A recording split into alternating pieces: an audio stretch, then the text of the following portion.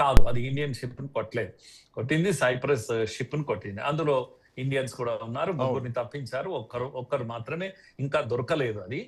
కనుక అది కొంత మన వాళ్ళ ఆందోళన చెందినప్పటికీ కూడా జరిగింది మాత్రం ఇండియా పైన దాడిగా మనం చూడాల్సినటువంటి పని లేదు. కానీ అమెరికా మాత్రం అమెరికా ఒక 2000 క్షిపణులతో దాడి చేస్తామని చెప్పేసి ఇప్పటికీ హెచ్చరించింది. ఈవెన్ సోషల్ మీడియాలో ఒక వీడియో కూడా వైరల్ అవుతుంది. అమెరికన్ యుఎస్ ఆర్మీ పేరుతోటి ట్విట్టర్లో జెట్ ఫ్లైట్స్ మొత్తం రెడీగా ఉన్నాయి, ఒకవేళ ఇరాన్ ఏమాత్రం చర్యలు దిగినా కానీ పేల్చేయడానికి సిద్ధంగా ఉన్నాం 2000 క్షిపణులతోటి. సో ఇది నిన్న రాత్రి జరిగినటువంటిది మనకు ఒక ట్రైలర్ లాగా కనిపిస్తోంది, ఏదైతే దాదాపు 300-400 ప్రాంతాల మీద జరిగినటువంటి దాడు. అండ్ ద పాయింట్ ఏంటంటే, ఎందుకు అమెరికాకు ఇరాన్ ఒక సవాల్గా మిగిలిపోతోంది అన్న దాని వెనక కొంత ఇన్ఫర్మేషన్ సేకరిస్తే, ఇరాన్ దగ్గర 2000 కిలోమీటర్ల పరిధితోటి 3000కు పైగా బ్యాలిస్టిక్ క్షిపణులు ఉండేవి. సో ఇవన్నీ కూడా పర్వతాల కింద అంతర్భాగంలో ఉన్నాయి, ఏ క్షణమైనా వాటిని రివీల్ చేయడానికి ఇరాన్ సిద్ధంగా ఉంది. అందుకే అమెరికాకు ఒక సవాల్గా మారిపోయింది ఇరాన్ అన్నది ఒక అంతర్జాతీయంగా జరుగుతున్నటువంటి చర్చ. దీంట్లో ఎంతవరకు వాస్తవాలు ఉండొచ్చు?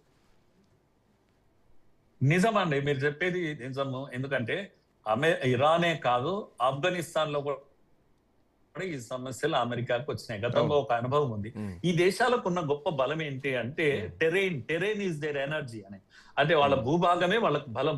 ఎక్కడ కూడా మనకు ప్లెయిన్ ల్యాండ్స్ ఉండవు, కొండలు, కోనలు, ఎత్తులు, పల్లాలు ఇవి ఉంటాయి. ఈ కొండల మధ్య లోయల్లో వీటిల్లో వీళ్ళ ఆయుధాలన్నీ దాచిపెట్టారు. ఈవెన్ అణ్వాయుధం తయారీ కూడా వీళ్ళను పరిశోధించడానికి చాలా కష్టమైంది. భూగర్భంలో ఉంటుంది, కొండల లోపలగా లోయల లోపలికి వెళ్ళి భూగర్భంలో ఉంటుంది.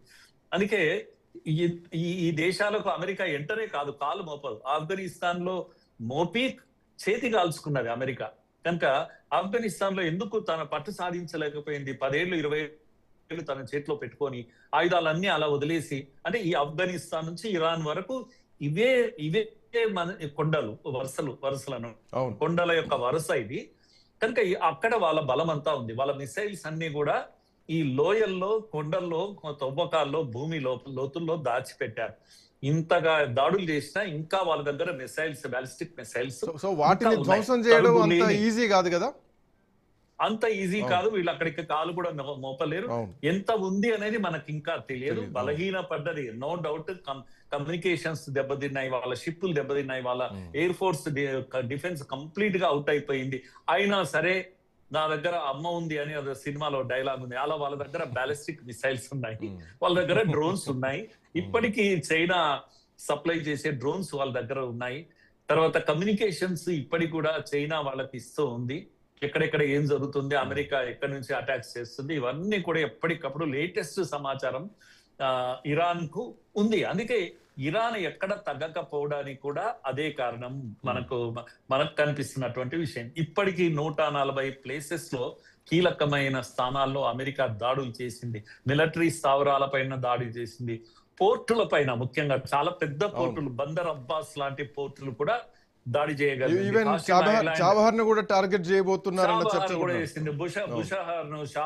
ను, కోనారక్, సిరిక్ లాంటి పెద్ద పెద్ద వీటన్నిటిని దాడి చేసింది. షాబహార్ లో మనకు తెలుసు, మనకు అక్కడ స్థావరం ఉంది, మన షిప్ ఇది ఉన్నాయి, అదాని ఇవి ఉన్నాయి, పోర్టులు ఉన్నాయి, అక్కడ పెద్ద పెద్ద పోర్టులు ఉన్నాయి. దానిపైన దాడి జరిగింది అని చెప్పేసి వార్తలు వచ్చినా కూడా అమెరికా చెప్పింది, మేము ఎక్కడ కూడా సివిలియన్స్ వీటిపైన దాడి చేయలేదు, ఓన్లీ డిఫెన్స్ వాటిపైన చేశాం. ముఖ్యంగా చాబహార్ లో డిఫెన్స్ పైన మాత్రమే చేశాం. అంటే ఈ షిప్లు ఏవైతే ఉన్నాయో ఇవన్నీ కూడా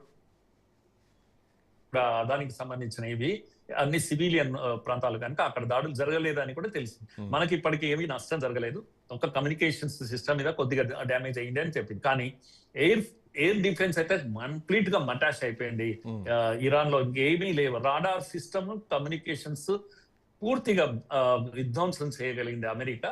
ఇది నిన్న లేటెస్ట్ గా జరిగినటువంటి దాడులు. అట్లాగే ఇరాన్ ఏం తక్కువ తిన్నదా అంటే గల్ఫ్ స్టేట్స్ పైన అటాక్ చేస్తుంది. ముఖ్యంగా అమెరికన్ స్థావరాలు ఇక్కడ Bahrain, Kuwait, Qatar, UAE air space పైన దాడి చేసింది. కువైట్ కొంత ఇంటర్సెప్ట్ చేసింది మిసైల్స్ ను, ఇరాన్ మిసైల్స్ చేయగలిగింది. కనుక ఇంత ఇరాన్ ఇప్పటికి కూడా ఊరుకోలేదు. అమెరికా స్థావరాలు ఈ కంట్రీస్ లో, బహ్రెయిన్ లో, కువైట్ లో భారీగానే చేయగలిగింది ఇరాన్, చాలా నష్టం కూడా చేయగలిగింది. ఇవన్నిట్లో మనకు కనబడ్డది నిన్న జరిగిన దాంట్లో ఏంటి అంటే ఒక విషయం మనం క్లియర్ గా అర్థం కావాలి. హర్ముజ్ జలసంధిని ఆపేశాం మేము అని ఇరాన్ చెప్తుంది. హర్ముజ్ జలసంధి ఇప్పటికి కూడా ఆగలేదు. అన్ని షిప్పులు యథావిధిగా కంప్లీట్ గా ఇంటర్నేషనల్ వాటర్స్ లో వెళ్లే ఏర్పాట్లు మేము చేశాం. 800 కమర్షియల్ వెజల్స్ ను మేము ఇప్పటికే ఇక్కడ తమ రూట్స్ లో వెళ్ళడానికి మేము ఏర్పాట్లు చేశామని చెప్పేసి అమెరికా చెప్తుంది. ఇప్పటి వరకు మనకు అఫీషియల్ గా తెలిసింది 5-6 వెజల్స్ కన్నా నిన్న ఒక రోజులో ఎక్కువ రాలేదు, బయటికి రాలేదు అని మనకు